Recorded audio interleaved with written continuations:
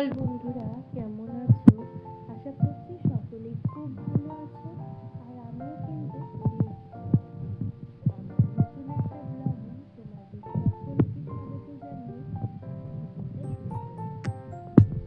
প্রতিদিনের মতো আজকেও সকালে ঘুম থেকে উঠে যেটা প্রথম কাজ, ফ্রেশ হয়ে আমি বিছানায় আসলে বিছানাটা তোলা হয়ে গেলে একটা ব্যাগ গুছিয়ে নিয়ে তাড়াতাড়ি করে করা যায়। আর বিছানা যদি এলোমেলো থাকে তাহলে কি বলবো বলো, তাহলে কোনো কাজেই যেন ভালো লাগে না।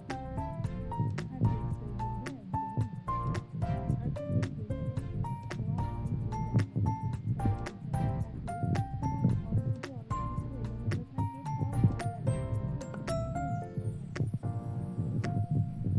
না। তবে আমি কি করব, সবার প্রথম যেটা করেছি সেটা হলো ফ্রেশ হয়ে এসে বিছানাটা তুলবো অবশ্যই, তার আগে মেঝেতে একটু ধুয়ে পালিশ করব।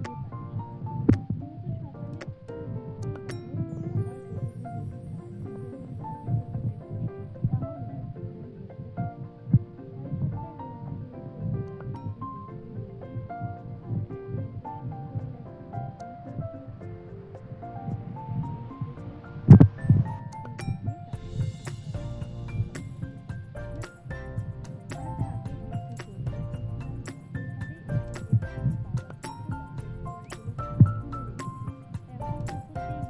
রোজ এই কাজ যদি বেশি হয়ে যায় আর এখন তো শীত পড়ে গেছে, বুঝতেই পারছো, এখন শীতের সিজন, শীত দিয়ে তাড়াতাড়ি কিন্তু আমাদের ঘরদোর পরিষ্কার করতে হয়। আর তাতে একটু জলদি উঠেছিলাম ঠাকুর ঘরে, এসে বাবা কিন্তু গাছের গোড়াগুলো সব তুলে রেখেছে। এখন কিছুতেই ঠাকুর ঘরের ঘর মুছে ঘর মুছিয়ে চলে এসেছি। পরে যেহেতু এখন আমার ঘর মোছা হয়ে গেল, এরপরে কি করি, স্নান করে তারপরে পুজো দেব। ঠাকুরের বাসনটা আমি রোজকার ধুয়ে জলেতে ভিজিয়ে হয়ে যাওয়ার পর হলুদ গুঁড়ো দিয়ে দেবো, কিন্তু সবসময় তো আর হলুদ গুঁড়ো দিয়ে রাখি, তারপরের দিন আবার যখন পুজো দিই সেই বাসনটাকে আবার জল দিয়ে ধুয়ে নিই। কিন্তু এখন হচ্ছে তোমার সবসময় সেটা হয়ে ওঠে না, যেহেতু কালকে যেহেতু ধুইনি, তাই আজকে সকালেই আগে সেই কাজটা করে নিচ্ছি। আসলে ঠাকুর ঘরেও কিন্তু টুকটাক অনেক কাজ থাকে সকালে। আমাদের যেমন সকালে উঠে বাসি ঘরে কাজকর্ম থাকে, সেরকম কিন্তু ঠাকুর ঘরেও কিছু হালকা কাজ থাকে। তারপরে এদিকে সোজা চলে এসেছি জামা কাপড় ধুয়ে স্নান করে একদম ছাদে। ছাদে এসে দেখি বাবা কিছু লাগিয়েছে ধনেপাতা বীজ, সেই ধনেপাতাগুলোর থেকে অল্প অল্প গাছ বের হচ্ছে। আর এটা লাউ না কুমড়ো আমি ঠিক বুঝতে পারছি না, তবে পাতাগুলো একটু বড় হলে বুঝতে পারবো। তবে লাউ বা কুমড়ো এই দুটোর মধ্যে কোনো একটা গাছ হবে। তারপর যে জামা কাপড়গুলো সকালে আগে ভিজিয়ে রেখেছিলাম সেগুলো আগে মেলে দিলাম। এই যে এখন আসলো শীতের দিন, এই শীতের দিনে যে কত সোয়েটার, কত মোজা, প্যান্ট বের হবে। আর ছেলেদের সোয়েটার বুঝতেই পারো, মেয়েদের তাও হালকা ফুলকা ঠিক আছে, কিন্তু ছেলেদের সোয়েটার বলো প্যান্ট বলো সবই তো ভারী ভারী। কিন্তু কিছু তো করার নেই, যেহেতু আমার তো কোনো হেল্পিং হ্যান্ড নেই, সেজন্য আমাকেই সম্পূর্ণটা করতে হয়। সেজন্য না আমি বেশিরভাগ যেগুলো সোয়েটার একটু বেশি নোংরা হয়, আমি করি কি আগের দিন রাতের বেলা ভিজিয়ে রাখি, তাহলে পরে সকালবেলা উঠে পটাপট করে কেচে দিই, পরিষ্কার হয়ে যায়। আর সকালবেলায় যদি ভিজাই তাহলে অনেকটা সময় লাগে, আসলে সোয়েটারগুলো খুব নোংরা হয় তো, ছেলেদের জিনিস দেখবে এমনি একটু বেশি নোংরা হয় আমাদের তুলনায়। আর এখন তো শীতের দিন, শীতের দিন মানেই কিন্তু প্রচুর প্রচুর জামা কাপড় ধোয়া যায়। হ্যাঁ, আর এই সকালবেলার টাইমটা যদি ধুয়ে দেওয়া যায় তাহলে তো বেশ ভালোই হয়।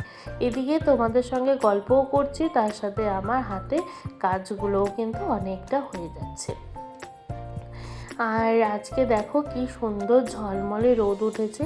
এই কয়টা দিনই তো রোদ, তারপরে দেখবে ডিসেম্বর মাস পড়তে পড়তেই রোদ আবার কোথায় চলে যাবে। এরপরে সোজা চলে যাব ঠাকুর ঘরে। ঠাকুর ঘরে গিয়ে পুজোটা সেরে নিলাম। আসলে ফোনটা রাখার মতো সেরকম জায়গা নেই, সেজন্য কিন্তু আমি ওই ঠাকুর ঘরে কোনো ভিডিওই করতে পারি না, যেহেতু আমার কোনো স্ট্যান্ড নেই, বুঝতেই পারো, নয় কোনো কৌটার ওপরে, নয় মানে পাকাতে সেট করতে হয়, কত কিছু করে যে ফোনটাকে আমি রাখি সেটা একমাত্র আমিই জানি। তবে আমার ইচ্ছা আছে নিজের কিছু সামান্য উপার্জন হলে পরেই সবার প্রথমে আমার ভিডিও করার যে সমস্ত জিনিস প্রয়োজন সেই জিনিসগুলোই আগে কিনবো। অনেকেরই বাড়ির থেকে মানে কিনে দেয় বড়রা, তো আমাকে তো আর কিনে দেয়নি। আসলে নিজের প্রয়োজনীয় জিনিস বারবার করে বলতে আমার একদমই ভালো লাগে না। সেজন্য আমার ইচ্ছা আছে যে যখন আমি উপার্জন করব এই প্ল্যাটফর্ম থেকে, তখনই আমি আমার যে প্রয়োজনীয় জিনিসগুলো ভিডিও করতে যে সমস্ত জিনিস লাগে সেই সমস্ত জিনিসগুলো আমি কিনে ফেলবো।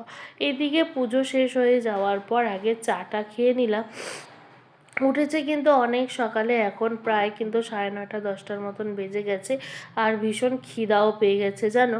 আসলে সকালে উঠে আমি ভাবি যে আগে ঠাকুরটা দেবো, তারপরেই খাওয়া দাওয়াটা মানে করবো, চা খাই বা যেটাই খাই।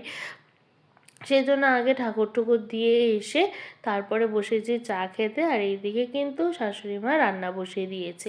তবে শাশুড়ি মাই কিন্তু বেশিরভাগ রান্নাবাড়ি করে, আর এইদিকে আমি মাকে সাহায্য করে দিয়েছি, যেমন ডালিয়াটা আমি করেছি, বাটাটা করেছি, আজকে বাঁধাকপিটাও আমি করেছি। আর এইদিকে কিন্তু মশলাটা বেটে নিচ্ছিলাম, গরম মশলা বাঁধাকপিতে দেবো বলে। দেখবে বাঁধাকপিটা নামানোর আগে যদি একটু ঘি আর গরম মশলা দেওয়া যায় তাহলে কিন্তু খেতে ভীষণ ভালো লাগে। আর যখন মাছের মাথা দিয়ে করি তখন কিন্তু এই গরম মশলাটা দেই না, আর অন্য সময় কিন্তু এই গরম মশলাটা দিই।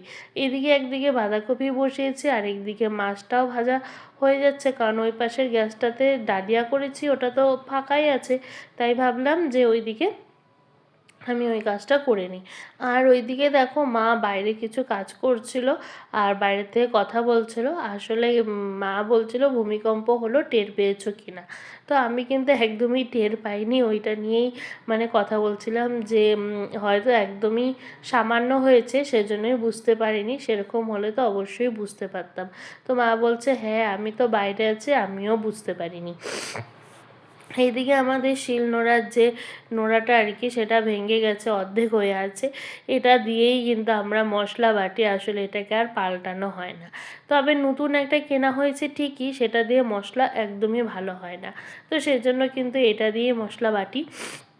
আসলে এখন এটা দিয়ে বাটতে বাটতে না একটা অভ্যাস হয়ে গেছে। তারপরে এদিকে মাছগুলোকে উল্টে পাল্টে দিচ্ছিলাম। আসলে যে ছোটো মাছটা এনেছে, মাছটা না কাজলি মাছ, একদমই পাতলা হয় তো সেজন্য খুব বেশি সময় লাগে না এই মাছটা ভাজতে। তারপরে এদিকে দেখো চলে এসেছে মাছ। কি মাছ না হবে সেটাই ভাবা হচ্ছে, যে চিংড়ি মাছ না হবে না বাটা মাছ না হবে। এগুলো কিন্তু পোনা মাছ, সব কিছু কিন্তু বাটা, সবগুলোই বাটা মাছ না, ওই রুই মাছেরও বাচ্চা রয়েছে আর কি। তবে মাছগুলো না একদমই তাজা ছিল, নড়াচড়া করছিল। তারপরে এদিকে কিছু পোনা মাছ আর বাটা মাছ যেটা মেলানো ছিল আর কি, ওটাই নেওয়া হলো। চিংড়ি মাছটা আর নেওয়া হয়নি, চিংড়ি মাছ বললো পরে আরেকদিন নেবে। তো ওর কিন্তু চিংড়ি মাছটাই নেওয়ার ইচ্ছা ছিল, তো যেহেতু কাকু একটু মানে দামাদামি করছিল সেজন্য চিংড়ি মাছটা নেওয়া হলো না, এই মাছটাই নেওয়া হয়েছে। আর যে এত সর্দি লেগেছে, কবে যে কমবে ভালো লাগে না। তারপর এই দেখো মেয়ে তো চলে এসেছে স্কুল থেকে, ওকে আগে ভাত খাইয়ে দিলাম, তারপরে কিছু ফল দিলাম। আজকে কিন্তু প্রথম ফল খেলো কমলা লেবু, শীতের প্রথম ফল আজকে বাড়িতে আসলো। তবে আজ কিন্তু ঠাকুরকে প্রথম দিয়েছি কমলা লেবু, তারপরে ওই প্রসাদটাই আর কি ও খাচ্ছে। তারপরে এদিকে দেখো আমি রান্নাঘর পরিষ্কার করে, মার রান্নাবাড়ি সব শেষ হয়ে গেছে, তো মা বললো দাও আমি মাছগুলো কেটে আনি আর তুমি রান্নাঘরটা পরিষ্কার করে ফেলো। তো মা চলে গেল ওইদিকে মাছ নিয়ে বাইরে, আর আমি এদিকে কিন্তু ঘরটাকে ভালো করে ঝাড়ু দিয়ে নিচ্ছিলাম। যেহেতু ঘর সকালেই মুছে ফেলেছি, তাই এখন সুন্দর করে পরিষ্কার করে একবারে ঝাড়ু দিয়ে নিলাম। তারপরে এদিকে কাজকর্ম শেষ হয়ে যাওয়ার পর এখন আমার পালা হচ্ছে মেয়েকে পড়ানোর। মেয়েকে এই দেখো পড়তে বসিয়েছি। তারপর আর কি, তারপর দুপুরে খাওয়া দাওয়া করে বিশ্রাম করে আর একটু ভিডিও এডিট আমি দুপুরবেলার টাইমটাই করি। দুপুরবেলা বলতে এটা বিকালবেলায় বলতে পারো। ওই সবাই যখন খাওয়া দাওয়া করে বিছানায় উঠে পড়ে তখন কিন্তু আমি আমার এই কাজগুলোকে কমপ্লিট করি। ছোট বড় ব্লগ, ছোট ভিডিও সব কিছু কিন্তু এই টাইমেই আমি করি। তারপর আজ মা গিয়েছিল একটু ঘুরু ঘুরু করতে আর কি, শাশুড়ি মা গিয়েছিল একটু পুরানা পাড়ার দিকে। তো আর এদিকে যেহেতু সন্ধ্যা হয়ে গেছিলো, মা আসছিল না, তা আমি চলে গেলাম সোজা ঠাকুর ঘরে, আগে সন্ধ্যাটা দিয়ে নিলাম। এখন যেহেতু একদমই ছোট দিন, দেখবে 5টা বাজতে বাজতেই কিন্তু সন্ধ্যা লেগে যায়। আর ওইদিকে সন্ধ্যা দেওয়ার পর দেখি মা চলে এসেছে। আসলে সন্ধ্যাটা কিন্তু মা দেয়, পুজোটা আমি দিই। তো মা যেহেতু গিয়েছিল সেজন্য কিন্তু সন্ধ্যাটা আমি দিয়েছি।